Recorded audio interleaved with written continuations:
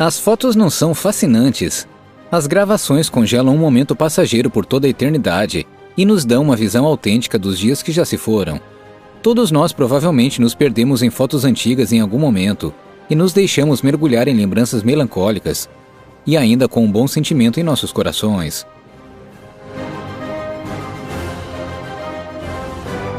Entretanto, os contextos das 10 fotografias históricas que apresentaremos a vocês no vídeo de hoje não são tão preciosos. Fiquem ligados para os misteriosos casos de pessoas desaparecidas, viajantes misteriosos e presságios de guerra.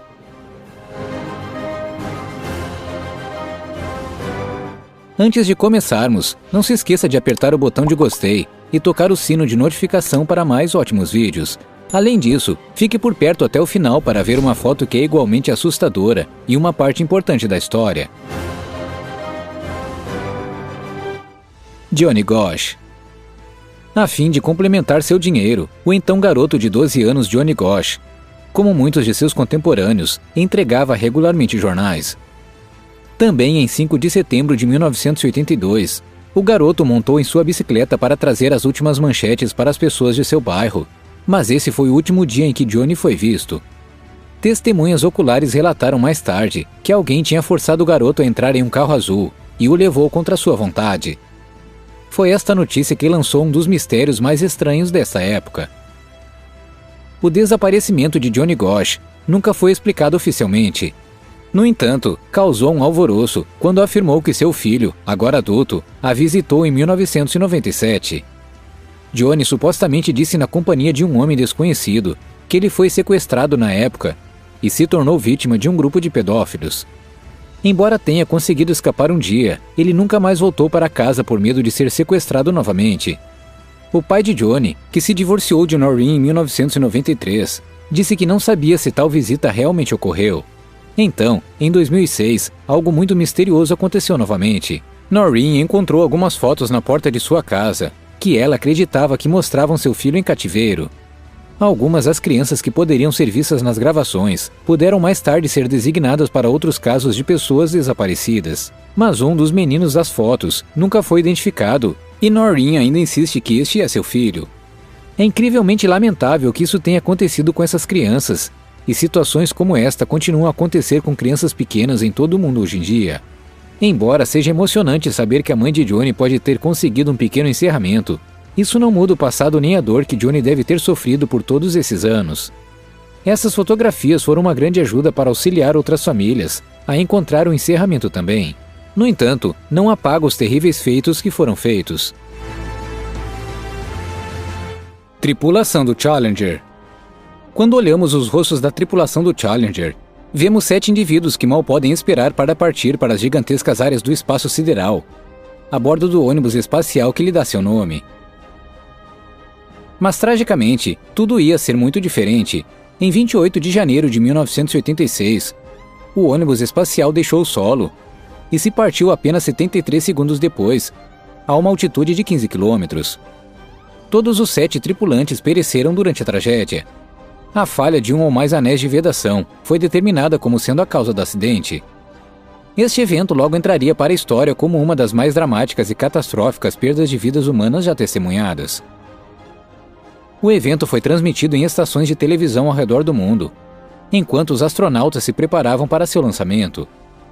Isto era esperado para inaugurar uma nova era na tecnologia espacial, e certamente conseguiu isso, no entanto, não da maneira que a maioria das pessoas esperava. Esperava-se que esta missão fosse cumprida sem nenhum problema. Afinal de contas, os astronautas e a tripulação vinham se preparando para este dia há vários anos. A cápsula havia sido inspecionada inúmeras vezes, e todos os sistemas receberam luz verde. Homens, mulheres e crianças de todo o planeta estavam observando o lançamento, mas ninguém poderia ter previsto que uma explosão tão terrível aconteceria.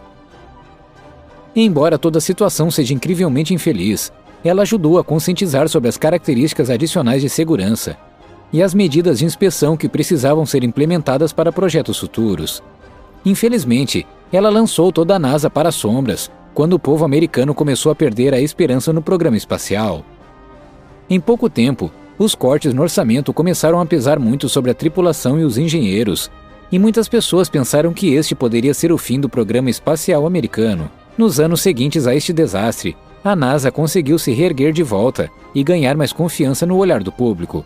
No entanto, ninguém jamais esquecerá o dia em que o mundo parou com dezenas de milhares de pessoas que assistiram horrorizadas à perda da vida destes 7 astronautas.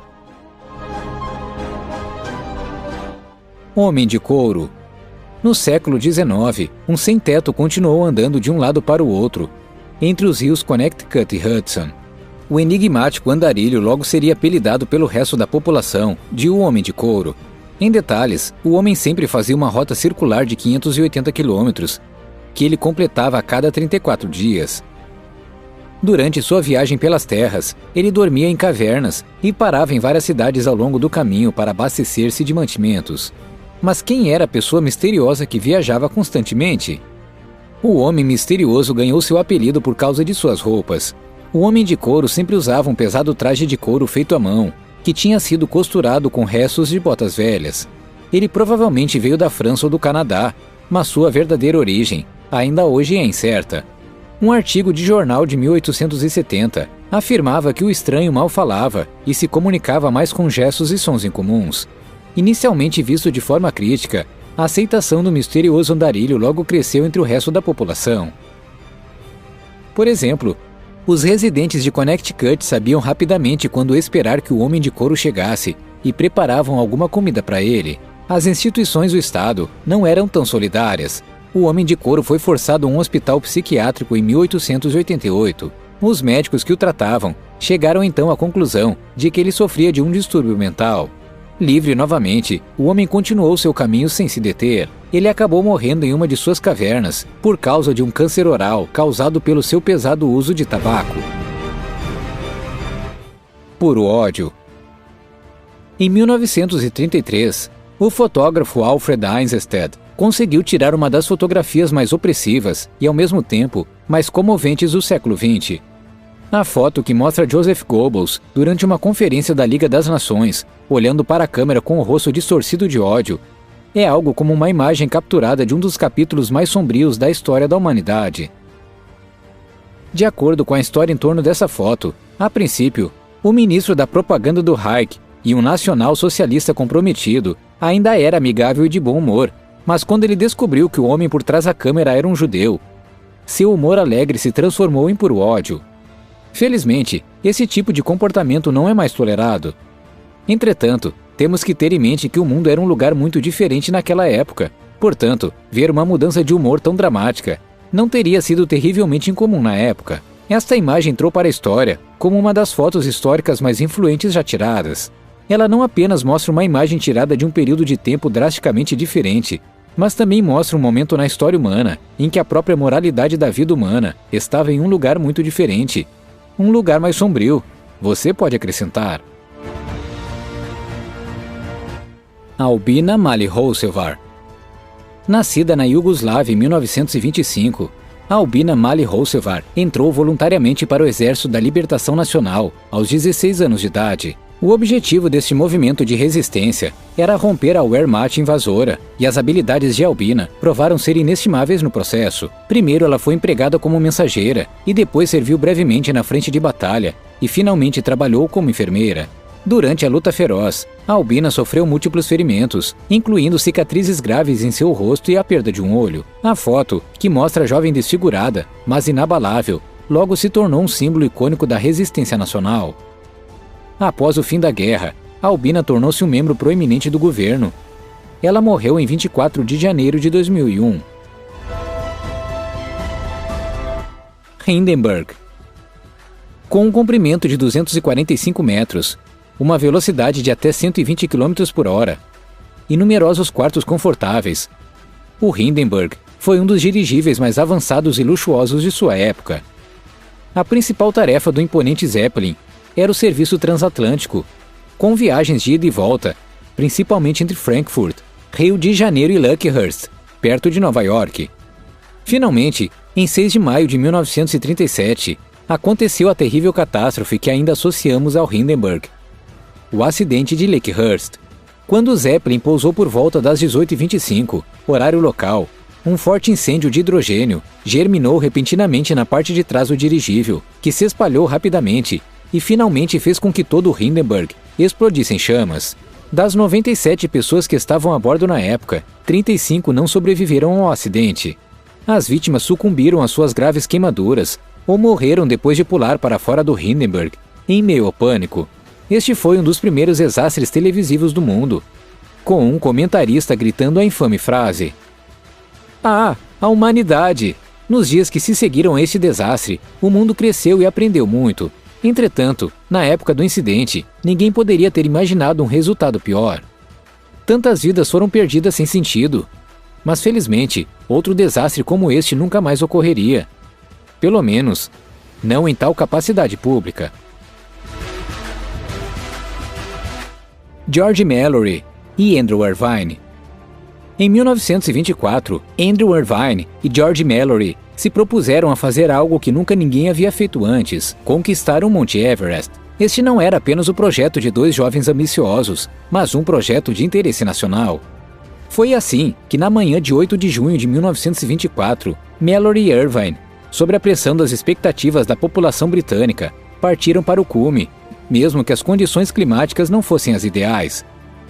Ao meio-dia, os dois se encontraram com outro montanhista e, a partir de então, foram considerados desaparecidos. Até hoje não sabemos se Mallory e Irvine realmente conseguiram alcançar o topo da montanha, de 8.849 metros de altura. Foi somente em 1º de maio de 1999 que o corpo bem conservado de Mallory foi encontrado a 8.150 metros de altitude. Infelizmente, a esperança de recuperar a câmera do montanhista e assim possivelmente resolver o mistério da subida do cume não se concretizou. Até hoje, o corpo de Irvine ainda não foi localizado. Tenzin Norgay e Edmund Hillary ainda são considerados os primeiros alpinistas oficiais do Monte Everest. Voo 123 da Japan Airlines. Quando a aeronave japonesa Boeing 747-146SR decolou do aeroporto Tóquio Haneda em 12 de agosto de 1985, ninguém poderia imaginar que esse dia fatídico seria um dos piores acidentes de aviação de todos os tempos e ficaria na história. Tragicamente, a aeronave caiu de uma altura de 1.460 metros em duas cordilheiras. Apenas 4 de 524 pessoas a bordo sobreviveram ao acidente. A causa da catástrofe foi um reparo incorreto. A divisória de pressão na parte traseira da aeronave só foi fixada com uma fileira de rebites, e não com uma fileira dupla, conforme necessário.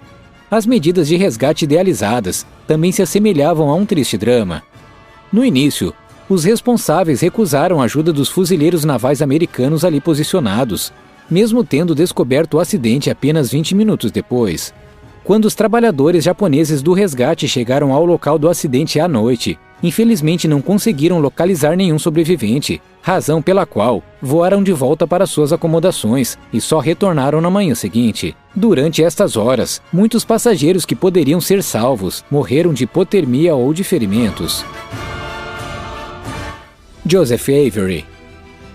É 18 de julho de 1853, quando um homem chamado Joseph Avery está em um passeio de barco no rio Niágara com dois amigos. O problema: todos os três estavam muito bêbados e logo perderam o controle de seu barco. E assim aconteceu, como infelizmente teve que acontecer. O pequeno barco foi submergido pelas massas de água em fúria, e os companheiros de Avery foram arrastados para sua morte. Entretanto, Joseph conseguiu se agarrar a um tronco de árvore que estava preso entre duas rochas. Ele estava em sua posição há 18 horas, quando um bote salva-vidas finalmente chegou. Sentindo-se quase seguro, Joseph imediatamente tentou subir a bordo, mas despencou do barco, caiu para trás na água e foi varrido pelas quedas precipitadas. Franz Ferdinand. Em retrospectiva, o assassinato de Sarajevo é visto como a faísca histórica que incendiou o barril de pólvora da Europa e lançou incontáveis países em uma guerra sangrenta. Nessa época, em 28 de junho de 1914, o herdeiro ao trono da Áustria-Hungria, Franz Ferdinand, visitava a capital da Bósnia, Sarajevo, junto com sua esposa Sophie Chotek. Mesmo antes do nacionalista Gavrilo Princip, de 19 anos, ter disparado o tiro fatal, o herdeiro ao trono foi atacado. No entanto, a bomba jogada no carro ricocheteou no braço de Franz Ferdinand. Mais tarde, Naquele dia, a sangrenta tentativa de assassinato planejada pela sociedade secreta sérvia, Black Hand, deveria ser realizada com sucesso. Enquanto o assassinato do herdeiro ao trono não desencadeou inicialmente qualquer luto geral em seu país de origem, as consequências políticas do assassinato foram simplesmente devastadoras. A Áustria-Hungria apresentou à Sérvia um ultimato praticamente inaceitável, que acabou sendo seguido por uma declaração de guerra. Agora é a sua vez. Qual gravação moveu mais com sua história? Já estamos aguardando seus comentários. Inscreva-se e clique no sino para nunca mais perder um de nossos vídeos. Obrigado por assistir. Tenha um bom dia e nos vemos na próxima.